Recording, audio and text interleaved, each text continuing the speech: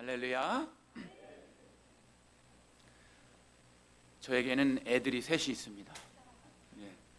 그런데 첫째, 둘째, 셋째가 있는데 첫째가 그 중에서 제일 엄마 아빠한테 약간 말을 잘 안 들어요. 그런데 그렇게 불효녀는 아니에요. 착한데 한마디로 엄마 아빠가 얘기하면 한 번 더 생각하는 습관이 있다고나 할까요? 그냥 예 할렐루야가 아니라 한 번 더 생각해요. 큰애가 29이에요. 지금 29인데 왜 그런가 봤더니 세월호 사건 때 죽었던 애들하고 동갑이요. 그래서 그때부터 애가 변했어. 어떻게 변했냐면 어른을 믿을 수가 없다고요. 세월호 선장 원장 말을 들어놓고 선장 말을 들어서 그 친구들이 다 죽은 거 아니에요. 나오지 말라고 그래서. 그때부터 우리 큰애가 어른들이 무슨 말을 하면 뭘 보고 믿으라고요. 그래서 엄마 아빠가 얘기해도 불순종하지는 않아요. 착해요. 근데 한 번 더 생각하는 걸 생겼어. 오늘 말씀의 제목이 순종과 불순종입니다. 혹시 여러분들 담임 목사가 오늘 말씀 속에서 성도님들 순종하세요, 이렇게 순종하세요 할 때 우리 큰애하고 틀리게 아멘 화답하시는 여러분들 되시기를 부탁을 드립니다. 오늘 본문 말씀을 보니까요, 고라 이야기예요.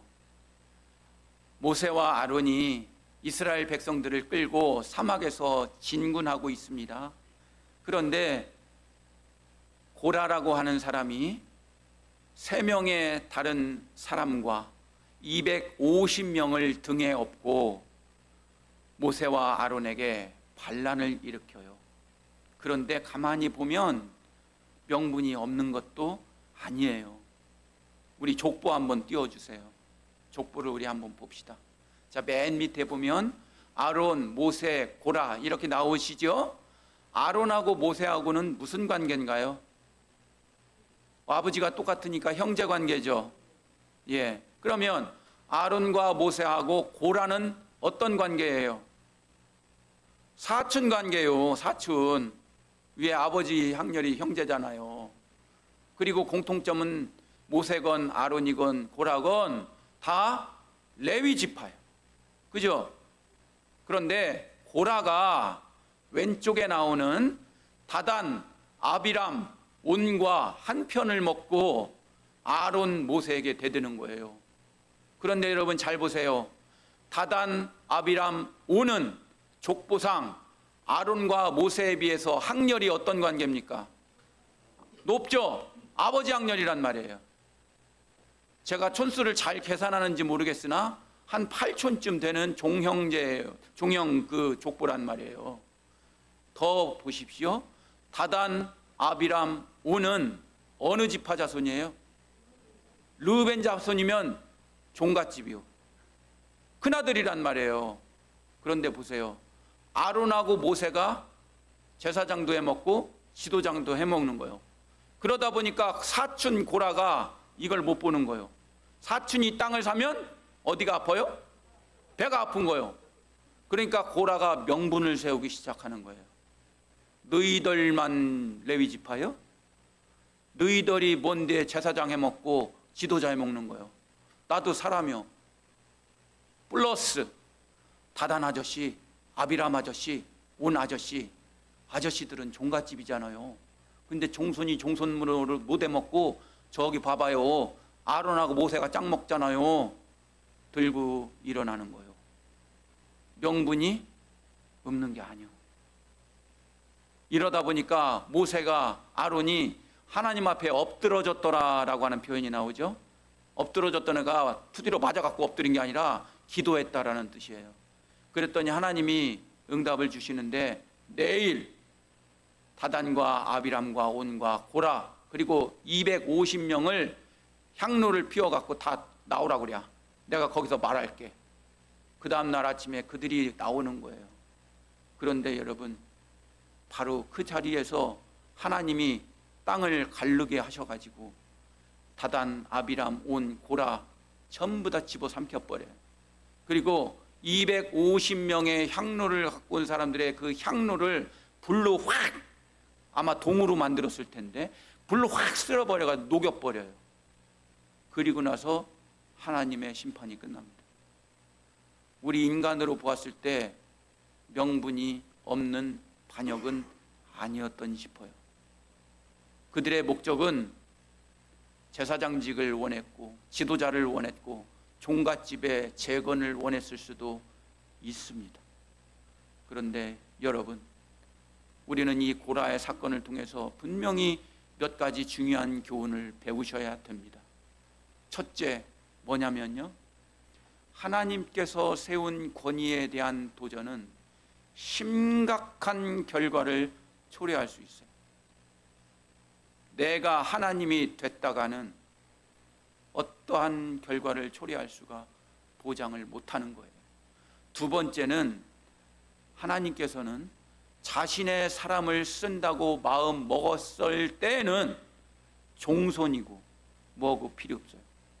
하나님께서 누구를 쓰실 때는 하나님과 함께 만들어진 그릇이 쓰여지는 거예요. 학벌? 죄송합니다. 아닙니다. 재산? 죄송합니다. 아닙니다. 잘생긴 것? 죄송합니다. 아닙니다. 하나님이 누구를 쓰시려면 하나님의 곁에 준비된 자가 쓰이는 거예요. 광 팔아서 되는 게 아니에요.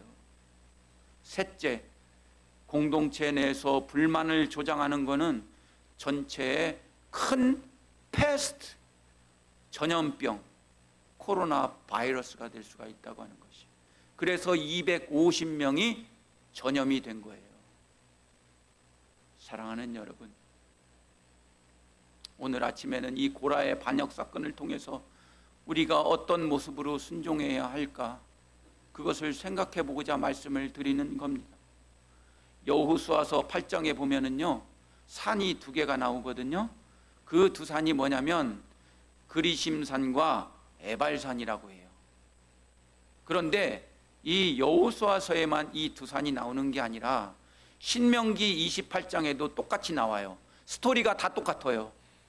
그게 뭐냐면 그리심산과 에발산 이야기예요.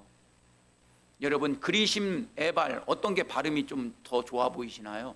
그리심이 좀 좋아 보이시죠? 그리심 맞습니다. 그리심산은 온 산이 풍성하고 과일도 있고 동물들도 많아요. 에발산은 에발 이렇게 해가지고 에발산이에요. 그런데 모세의 명령에 의해서 이스라엘이 12지파잖아요. 6지파는 그리심산으로 올라가게 해요. 6지파는 에발산으로 올라가게 해요. 똑같이. 그러나 에발산에 올라가는 6지파를 저주하려고 한 건 아니에요. 똑같이 반반 나눠서 올라가면서 하나님의 말씀을 순종할 때는 이러한 복을 주겠다고 하는 것은 그리심산에서 선포하게 하고, 반대로 하나님의 말씀을 듣지 아니하면 이러이러한 저주를 내릴 거야 라는 무서운 얘기는 에발산에서 선포되게 만들어요. 그렇다고 6지파가 불행한 지파가 아니에요. 그냥 순수하게 올려보내서 얘기를 했던 거예요. 첫 번째, 그리심산에서 여호와의 명령에 순종하면 얻는 축복이 나오는데, 첫 번째 축복이 뭐냐면 모든 민족 위에 뛰어나게 하신다는 축복이에요.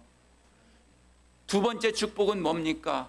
어디서나 무엇에나 언제든지 복을 받게 하신다는 축복이거든요. 어디서나라는 말은 무슨 뜻이냐면 성읍에서도 복받고 들에서도 복받고 밭에서도 복받는다, 이런 뜻이에요. 모든 환경과 장소를 가리지 않고 복 주신다고 하는 뜻이에요. 그 다음에 항상 복을 받는다는 뜻은 들어가도 복 받고 나가도 복 받는다는 뜻이거든요. 이게 무슨 뜻입니까? 일을 마치고 퇴근을 하거나 휴식을 취하러 집을 들어올 때에도 하나님의 복이 임한다는 뜻이에요. 그리고 모든 것에 하나님의 복이 임한다는 건 무슨 뜻인지하면 자녀, 여러분들의 소산, 가축, 떡반죽 그릇, 그런 것들이 번성하고 하나님께서 주신다고 하는 축복이라는 겁니다. 세 번째 축복은 전쟁에서 승리한다는 축복이에요. 전쟁에서 승리한다는 축복은 뭡니까? 여러분들의 일터를 축복해 주시는 거예요. 여러분들 직장 생활 하시죠? 돈 벌으시죠? 그게 전쟁터 아니에요? 남의 호주머니에서 돈 벌기가 얼마나 어려워요. 그게 전쟁터예요. 근데 하나님이 그 전쟁터를 축복해 주신다는 거예요. 마귀가 한 길로 들어왔다가 놀래 자빠져가지고 7길로 도망간다는 거예요. 7은 완전수거든요. 마귀가 만만하게 왔다가 깜짝 놀래가지고 와 도망가자고 막 도망가는 거예요. 그게 전쟁에서 승리한다는 축복이에요. 네 번째 축복은 창고와 하는 모든 일에 복을 받는다는 겁니다. 창고가 축복받는다는 거예요. 여러분들의 통장에 돈이 늘어난다는 거예요. 여러분들의 살고 있는 평수가 늘어난다는 거예요. 여러분들이 과장에서 부장으로 축복받는다는 거예요. 여러분들의 직장이 승진한다는 축복이에요. 왜 아멘을 안 하시고 받지 않고 싶으셔요? 믿음대로 될지어다. 다섯째 복은 하나님께서 함께 하신다는 축복이에요. 창세기 38장에 보면 요셉이 가장 성공한 비결이 나오는데 하나님께서 그와 함께 하셨더라. 하나님께서 함께 하시는 여러분들 되시는 그 축복 받으시기를 바랍니다. 교회 안 다니고 믿음 안 좋은 사람들도, 믿지 않는 사람들도 부자 돼요. 그런데 그 사람들이 1억 벌었어요. 그러나 하나님이 함께 하셔서 벌은 1,000만 원이 더 큰 축복이에요. 왜? 하나님이 함께 하신 축복이니까. 그 축복을 여러분 받으시기를 바랍니다. 여섯 번째 축복은 풍성함의 복입니다. 뭐를 해도 잘 된다는 거예요. 집에서 상추를 심어도 다른 집은 10장 나오는 거 우리 집은 20장 나와. 집에서 가지를 심어도 다른 집은 5개 열리는데 우리는 10개 열려. 뭐를 해도 잘 되는 게 그게 풍성함의 축복이요. 뭐를 해도 우리 자식들이 더 잘 돼. 뭐를 해도 우리 집안이 더 잘 돼. 그런 축복 여러분이 받으시기를 바랍니다. 일곱 번째 축복이 뭐예요? 머리가 되고 꼬리가 되지 않겠다는 축복이에요. 위에만 있고 아래에 있지 않는다는 축복이에요. 여러분, 머리라는 게 히브리 원어를 보니까 명예와 존귀를 상징한대요. 그리고 꼬리는 뭐를 상징하냐면 부끄러움과 비천을 상징한대요. 순종하는 자는요, 떳떳하고 자신감 있는 삶을 살게 되는 거고요. 순종하지 않는 자는 그 모양 그 꼴로 살아. 꼬질꼬질하게 살아. 남 눈치 보고 살아. 뒤에서 빌빌대며 살아. 그게 순종하지 않는 자가 받는 거예요. 사랑하는 여러분은 머리가 되는 축복 받으시기를 부탁을 드립니다. 반대로요, 에발산에서 선포되는 게 있어요. 뭐냐면 하나님의 말씀을 안 들었다가는 니들 이런 꼴 당해. 그게 13가지가 나와요. 첫 번째가 뭐냐면요, 어디서나 언제나 무엇에나 저주가 임한다는 거예요. 무섭죠. 장소, 시간, 대상에 관계없이 뭐든 해도 잘못된다는 거예요. 소를 키워도 내일 모레 죽어버려. 무슨 농사를 져도 내일 모레 갉아먹어서 다 죽어버려. 뭘 해도 망한다는 무서운 저주예요. 두 번째는요, 저주와 공구와 견책이 내려 망하고 파멸한다는 건지, 복이 오지 못하도록 이상하게 저주와 악담으로 그 집안이 꽁꽁 묶이는 거예요. 집안이 저주로 묶여버려. 축복이 끊어진 상태예요. 뭐를 해도 안 돼. 이상하게 안 돼. 부자가 될 의지, 행복할 의지, 건강한 의지를 꺾는 저주들이 가정으로 빙빙 돌아다닌다는 거예요. 어떨 때? 순종하지 않을 때. 세 번째는 질병의 저주입니다. 불순종하는 자에게는 연병이 생긴다는 거예요. 전염병이 그 집에 돈다는 거예요. 그런데 이것이 육체적인 질병만 해당하지 않아요. 영적 마음의 질병들이 끊이질 않는다는 거예요. 그러니까 맨날 쌈박지겨. 그러니까 맨날 애들이 말을 안 들어먹어. 맨날 맨날 하는 것이 그릇 깨지는 소리가 나. 그게 질병이요. 네 번째는 자연재해의 저주가 나온다고 그래요. 저항할 수 없는 재앙이 자꾸 생기는 거예요. 인간이 어떻게 컨트롤할 수 없는 저항의 재앙들이 막 생긴다는 거예요. 자식 농사가 잘 안 돼요. 가정 경제가 맨날 통장이 마이너스요. 오늘 월급이 들어왔는데 내일 마이너스 500만 원이요. 부부 사랑이 맨날 깨져. 건강이 안 좋아져. 그게 자연재해. 다섯 번째 저주는요, 전쟁에서의 패배라는 겁니다. 아까도 말씀드렸듯이 일터가 전쟁터라고 그랬죠. 어디를 가도 오래 못 있어. 어디를 가도 맨날 잘려. 어디를 가도 사원들끼리 두드려 패고 막 싸워. 누가 좋아해? 사장이. 자녀들이 각종 시험에서 떨어져 버려. 가장들이 맨날 싫어버려. 그게 전쟁에서의 패배예요. 여섯 번째 저주가 영적 저주로 나와요. 29절에 보니까요, 백주에도 더듬는다라는 표현이 나와요. 백주에도 더듬는다라는 건 뭡니까? 영적인 문제에 있어서 분별력이 없어져요. 뭐가 선한 일인지 뭐가 악한 일인지 몰라. 그냥 두리뭉실 있는 죄 다 저지르고 다녀. 하나님이 내일 모레 회개기도하면 용서해 줄 거야 하고 할짓 못할짓 구별 못하고 다 하고 다녀. 그리고 교회 오면 죄 쓴 것 같은 느낌이 들어. 그게 양다리치기요. 영적인 노망이 걸린다는 거예요. 영적인 선망이 걸린다는 거예요. 영적인 망령이 들어버린다는 거예요. 그게 뭐예요? 불순종할 때. 일곱 번째 저주는 가정 파괴의 저주요. 내가 약혼한 약혼자가 다른 남자와 자요. 새로 산 집에서 살라고 그랬더니 딴 사람이 와서 살아. 내가 따낸 포도를 딴 놈이 가서 먹고 있어. 그게 가정 파괴의 저주요. 여덟 번째 저주 뭡니까? 소, 자녀, 나귀, 양을 뺏기고 약해서 힘이 없어진다는 저주예요. 아홉 번째는 토지 소산과 자신이 수고한 것을 타인이 먹어서 가로채게 한다는 저주예요. 열 번째는 왕이 없어지고 백성이 없어진다는 저주예요. 이게 뭡니까? 내 가정이 없어지고요, 내 사회가 없어지고요, 내 나라가 없어지는 저주라는 거예요. 캐나다에 살면 많은 난민들을 봐요. 캐나다는 미국하고 틀리게 많은 민족을 많이 받아줘요. 착한 나라라. 그러면 팔레스타인, 시리아 난민, 이스탄불 난민 많이 받아요. 캐나다라는 나라가 그렇게 받아줍니다. 그런데 그 사람들 얼마나 불쌍한지 아세요? 나라가 없어요. 그러니까 캐나다 정부에서 주는 빵만 얻어먹고 살아요. 얼마나 볼품없고 불쌍한지 아세요?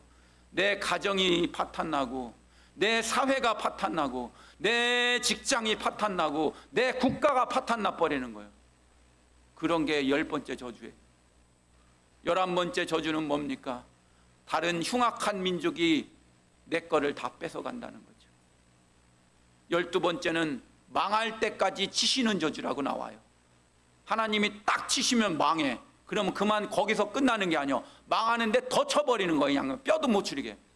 그게 망할 때까지 치는 저주예요. 칠 때까지 쳐버리는 저주.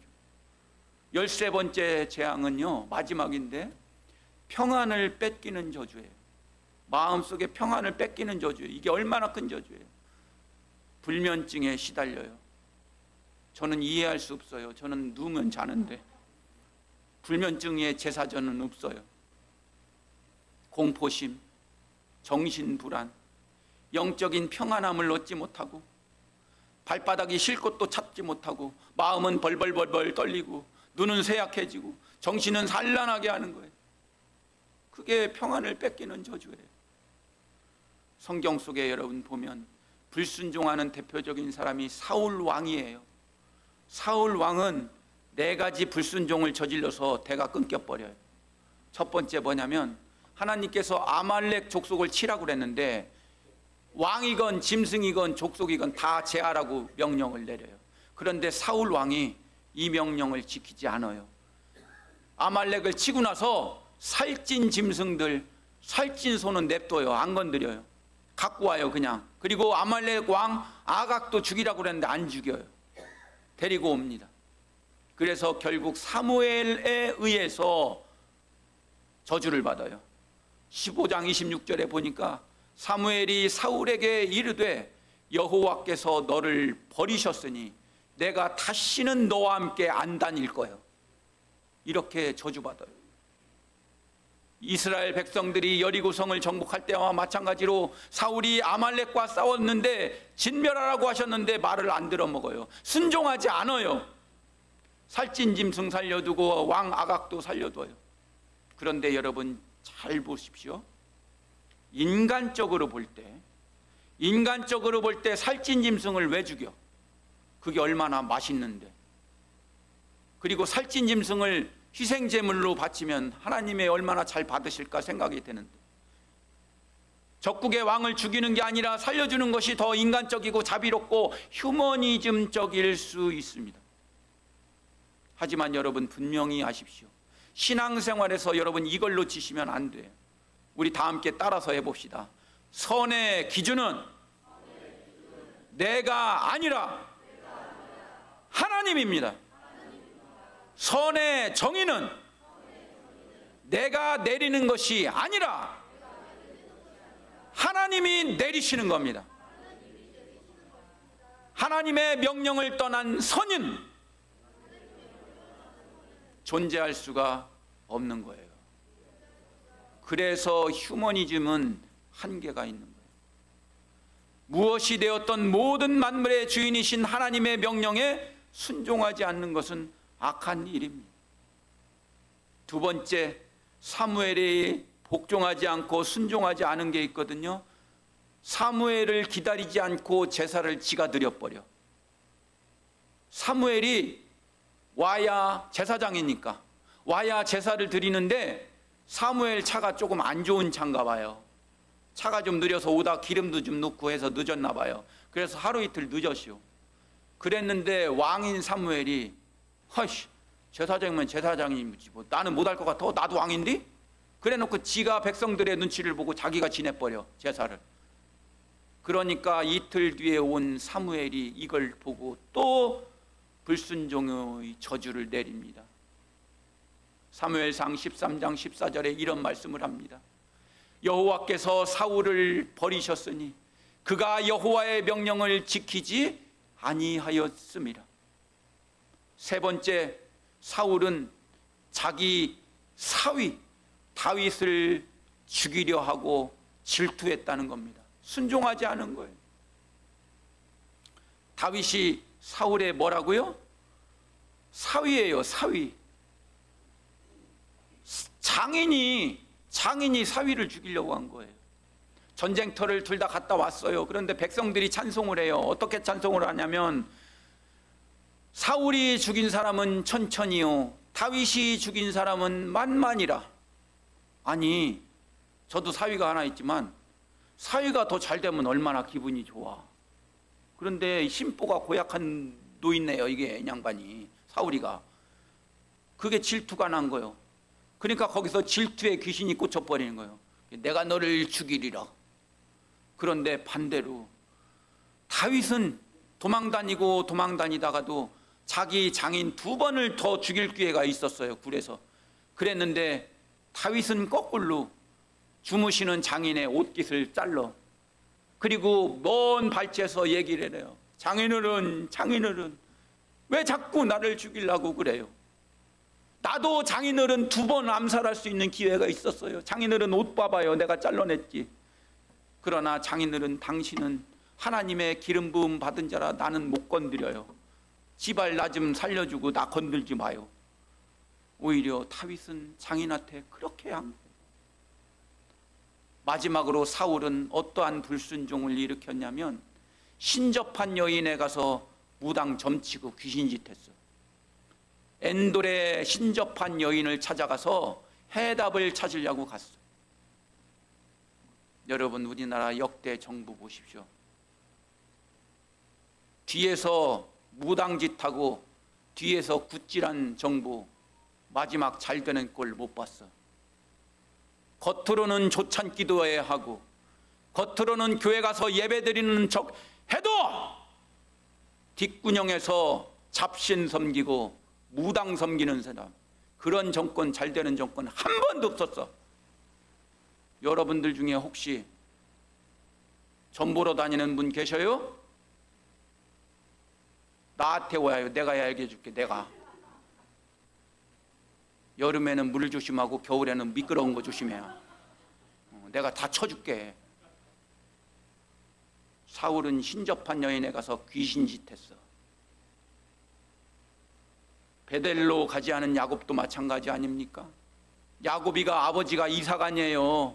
근데 형 이삭의 축복을 자기가 받으려고, 형 털이 많잖아. 그러니까 털을 막 스펀지로 해서 본드로 붙여갖고 아버지 저 큰아들이에요, 축복해 주세요 하고 가로채게 해버렸어. 형이 그걸 알아보니 너 가만 안 둬 그냥 막 하니까 도망다니다가 결국 14년 라반 외삼촌네 집에서 일하고서 오는 거예요. 그런데 도망가는 도중에 베델에서 사다리꿈 꾸잖아요.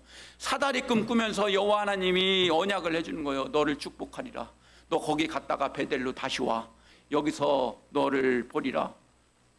그런데 이 야곱이가 그걸 순종 안 했어요. 자식 새끼 데리고 딸 데리고 오다가 베델로 가다가 보니까 구도시요, 구도시 베델이. 그러니까 옆에 있는 신도시가 보이는 거예요. 아파트도 세련되고 저기 가면 땅 투기도 되겠어. 그래가지고 그 옆에 세켐으로 가버려. 하나님의 말씀에 순종 안 하고. 그래서 결국 세켐 가서 무슨 꼴 당해요? 자기 딸 디나가 강간당해. 거기서 세켐 가서 강간당해 버리는 거예요. 그래서 그 형제들이 또 복수를 한다고 복수혈전 해가지고서 기위족속도 다 죽여버리니까 그 주변 사람이 또 원한을 사서 너희들 멸족시키리라. 그래서 그냥 하나님 어떻게 하냐 뿔락뿔락하게 도망가. 그때서야 베델로 도망가 버리는 거예요. 그게 야곱이요. 잔머리의 고수 야곱. 어디서 신시가지 가가지고서 이렇게 해가지고서 순종 안 하면 그렇게 되는 거예요. 순종 안 하면. 사랑하는 여러분, 반대로 믿음의 조상 아브라함은 어때요? 우리가 여러분 잘 아시는 믿음의 조상 아브라함의 7명의 아들이 있었는데요, 아비 친척 본토집을 떠나라는 말에 순종했잖아요. 여러분, 아브라함이 그 시대 때 살고 있던 데가 어딘 줄 아세요? 갈대아 우르예요. 지금으로 말하면 메소포타 지역인데요, 기름기가 철철 나는 비옥한 땅이에요. 그리고 아브라함 아버지가 무슨 사업했어요? 우상 만드는 사업했어요. 한 달에 1억 3억씩 버는 번창하는 사업했어요. 자기 조상들이 있던 고향이에요. 얼마나 딥 백그라운드가 빵빵한 데가 우르 땅 아니에요. 그런데 여호와 하나님이 네 아비 친척 본토집 떠나라고 한 거예요. 이게 무슨 뜻이에요? 네가 가지고 있는 학력, 경제적, 정치력, 네가 가지고 있는 백 다 버려. 너는 나하고 살으려면 나만 보고 살아야 돼요. 너 그거 갖고 있었다가는 너 그거 우상덩어리 돼. 너 그거 갖고 있었다가는 네가 교만덩어리 돼. 너 그거 갖고 있었다면 나 못 섬겨. 그걸 보는데 네가 나가 눈에 들어올 것 같아? 빼내는 거예요. 그래서 아비 본토 친척집 나오라고 하는 거예요. 인생 제로 베이스부터 밑바닥부터 나하고 같이 시작하라는 거예요. 그게 하나님이 원하는 순종이란 말이에요. 또 너에게 지시할 땅으로 나가. 여러분, 이게 얼마나 황당무계한 얘기예요. 지시할 땅이면 하나님, 그럼 그 땅이 어디예요? 도안동이에요? 가수원이에요? 관저동이에요? 그 얘기 안 한 거예요. 하나님이 지명 얘기 안 했어요. 일단 빠져나와서 하라는 땅으로 일단 저쪽으로 가, 그런 거지. 그쪽에서 북이 얼마, 남이 얼마, 어디 거기로 가, 그렇게 한 게 아니에요. 그냥 나가라고 한 거예요. 두말하지 말고. 그래서 히브리서에는 갈 바도 알지 못하고 나갔다고 나와. 갈 바도 알지 못하고. 그게 믿음이요. 그게 믿음. 박정호 목사만 해도 어떻겠습니까? 하나님께서 박정호 목사야, 너 나와서 일단 저쪽으로 가. 그러면 저쪽이 어딘데요? 유성 사거리요? 아니면 도안동 사거리요? 아니면 저쪽 건양대병원 뒤쪽이요? 그거 나는 물어봤을 거야. 근데 그렇지 않아요. 하나님. 중요한 것은 떠나는 것도 중요하지만 목적지도 없이 떠날 정도의 순종인 거예요.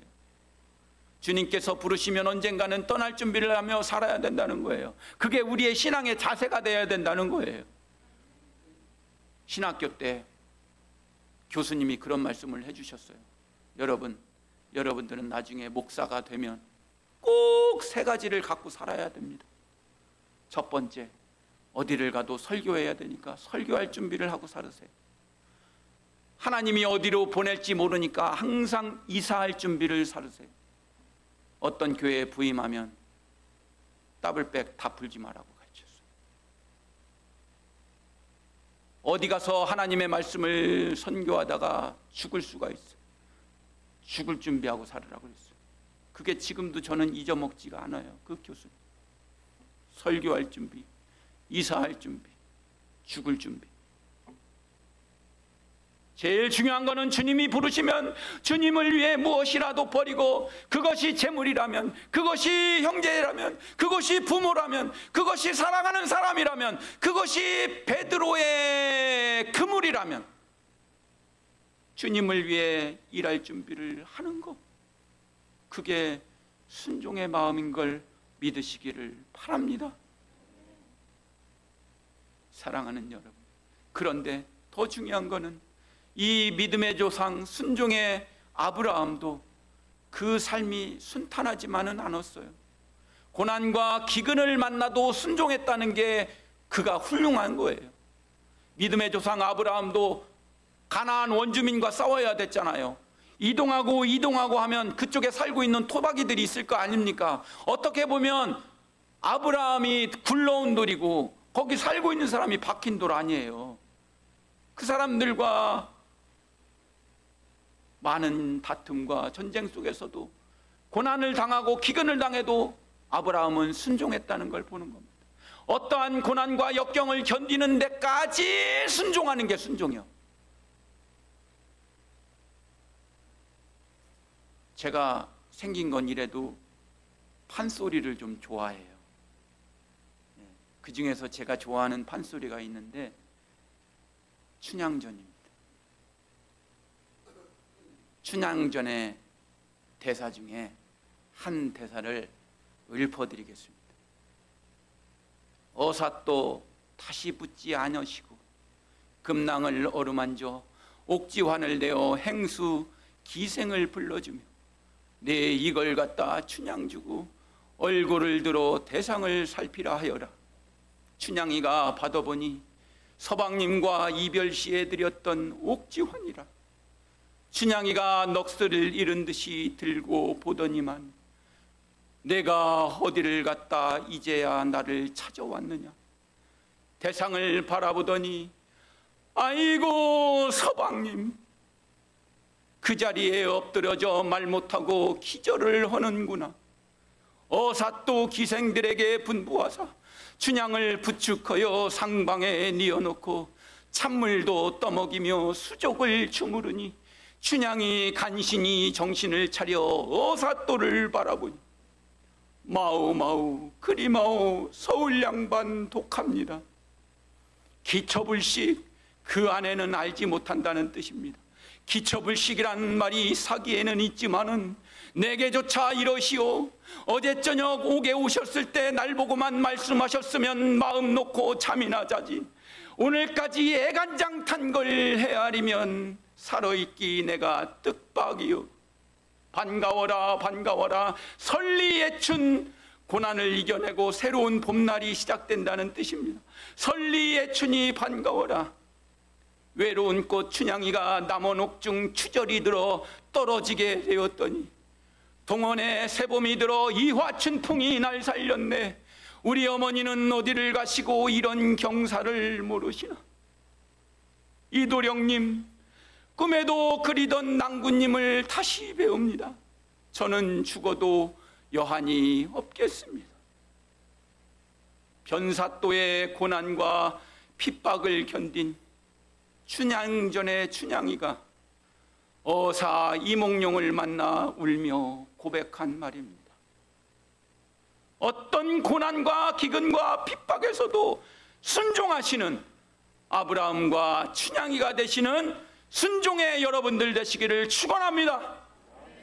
마태복음에 두 아들 얘기가 나와요. 아버지가 아들한테 가서 포도원 가서 일하라고 시켜요. 큰아들은 안 가요 그래요. 둘째 아들은 갈게요 그래요. 그런데 가봤더니 안 가요 했던 큰아들이 결국에는 가서 일을 하고 있고, 갈게요 했던 작은 아들은 도망가서 게임방으로 갔더라.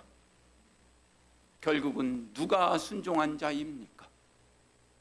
큰아들 아닙니까? 사랑하는 여러분, 담임 목사는 오늘 아침 하나님께서 받은 박정호 목사야 좋은 교회 성도들에게 순종의 말을 전하거라, 기도 응답받고 5가지 말씀드립니다. 잘 들으세요. 첫 번째, 따라서 한번 해볼까요? 예배 참석과 시작. 예배 참석과 기도를 많이 하십시오. 주일 저녁 예배, 수요 예배, 새벽 기도회, 권사님급 이상이면 이것이 기본이 돼야 돼요. 새벽 기도에도 30분 이상 기도하고 가십시오. 여러분, 예배 참석할 때마다 10만 원씩 드리신다면 여러분 오실 거 아닙니까? 예배를 사수하셔야 됩니다. 삶의 우선순위가 나 중심에서 하나님 중심으로 바뀌어야 됩니다.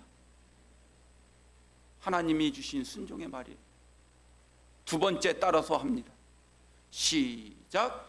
믿음의 지경을 넓히십시오. 여러분, 나의 믿음 생활은 여기까지가 적당해 라는 제한선을 없애시기 바랍니다. 종교인, 도덕인의 신앙에서 탈피하십시오. 하나님의 역사하심을 거부하고 부인하지 마십시오. 마귀의 계략은 진화합니다. 로마 시대 때는 사자와 사형과 박해로 핍박을 합니다. 현대에도 로마 시대 못지않은 마귀의 핍박 시대입니다. 피만 묻히지 않았을 뿐입니다. 굳이 하나님을 믿는 영적 생활을 도덕화, 합리화, 신앙의 종교 행위로만 머물게 하는 것이 목적이에요. 하나님의 기적, 역사, 말로 표현할 수 없는 이적들을 미신적이고 정신 이상적이고 반사회적인 것으로 몰아가면서 적어도 하나님이 있기는 있다고 하자, 이성적으로만 머물게 하자는 것이 그의 작전입니다. 영적인 하나님, 영성세계를 없다고 하는 것이 마귀의 현대적인 목적이에요. 웨슬리 목사님은 이것을 종교 유희, 종교 노름, almost Christian이라고 표현합니다. 하나님은 우리 교회에 엄청난 이적과 비유, 치유와 기사를 행하시기를 원하십니다. 종교적으로, 사회활동적으로, 대인관계적인 믿음으로, 삶의 레크리에이션으로, 그러한 신앙에서 진정으로 하나님을 만나고 체험하고 간증하셔서 결국 하나님의 살아계심과 역사하심과 전도의 일꾼까지 되는 여러분들 되시기를 축원합니다. 세 번째입니다. 시작. 교회 사역자와 담임 목사를 믿고 중보기도해야 합니다. 세상의 많은 매스컴에서 현대 교회의 비리를 파헤친다는 목적으로 선량하고 건전한 교회가 함께 파괴되어 가고 있습니다.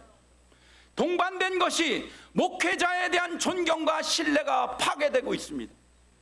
목회자를 판단할 시간에 목회자를 위해 기도하셔야 됩니다. 목회자가 출타하면 더욱 성전에 모여서 기도해야 됩니다. 목사님의 말씀과 설교 속에서 은혜 받으셔야 합니다. 목사님도 사람이잖아요. 목사님이라고 다를 거 있어요? 맞는 말씀입니다. 목사님도 삼시세끼 먹고, 목사님도 화장실 가고, 목사님도 여러분과 같이 똑같은 생활합니다.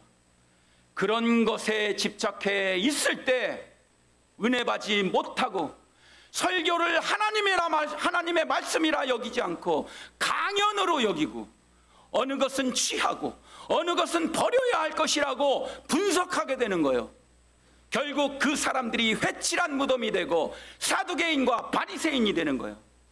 사두개인과 바리새인은 어느 누구보다도 성경에 정통했던 사람들입니다. 그들은 성경을 연구하고 비교하고 분석한 사람들이에요. 하나님의 살아있는 말씀이 살아 움직이는 운동력이 아니라 공부하는 대상으로밖에 못 봤단 말이에요. 담임 목사는 밥 먹으면 교회를 위해 기도하고 눈물을 흘립니다.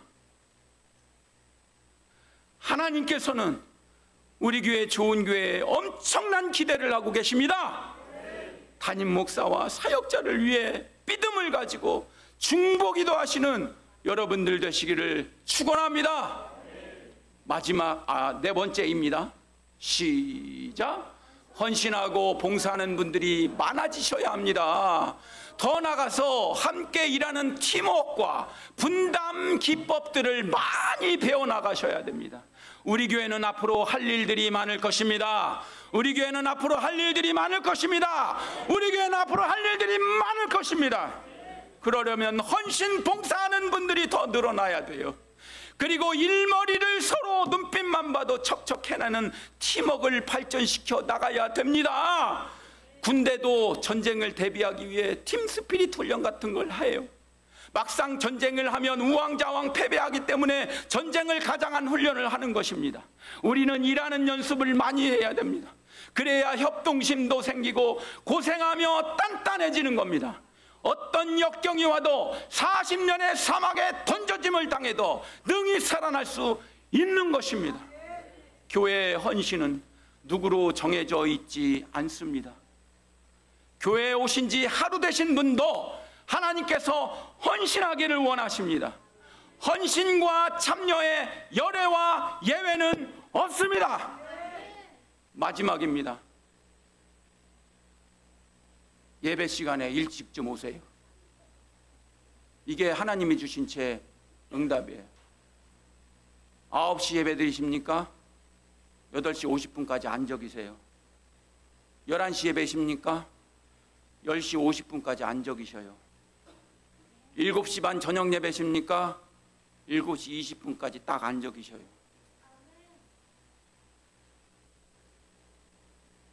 에치케토요, 그거. 에치케토.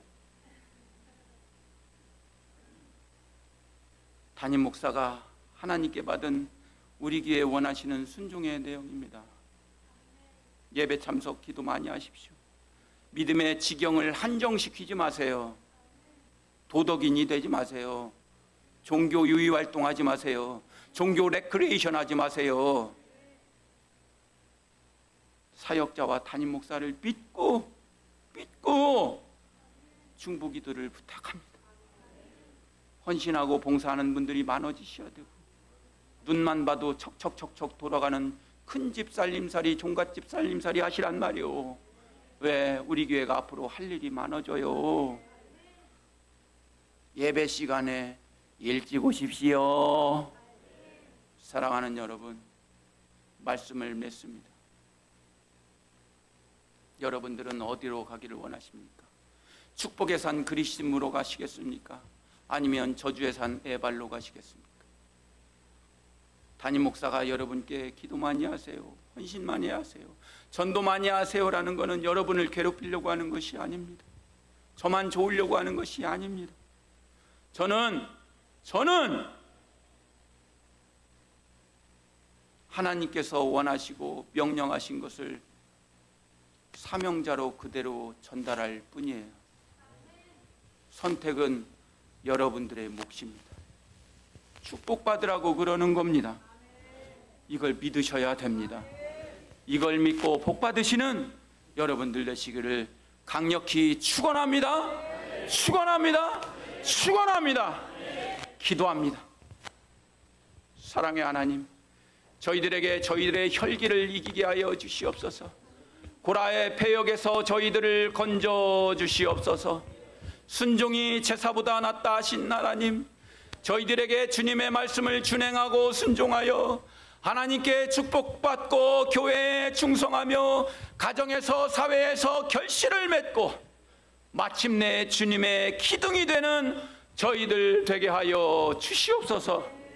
교회 내에서 주어진 역할과 임무에 순종케 하시고 하나님만 바라보는 믿음 허락하여 주시옵소서. 예수 그리스도의 이름으로 기도하옵나이다. 아멘. 다 함께 일어서셔서 찬양합니다.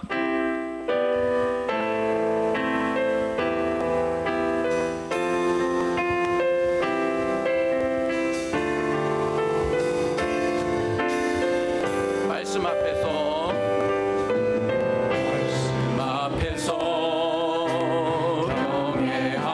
경외함으로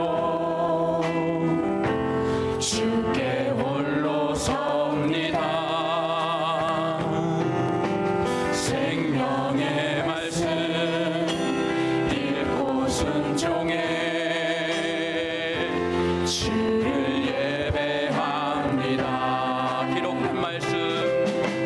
기록된 말씀 힘이 있어서 진리로 우릴 거룩게 하며 거룩한 말씀 세세 영원히 복음이 되어 말씀하시네.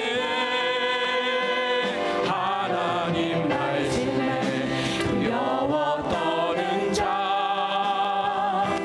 그 말씀에 생명을 거는 자, 한 사람 찾으시는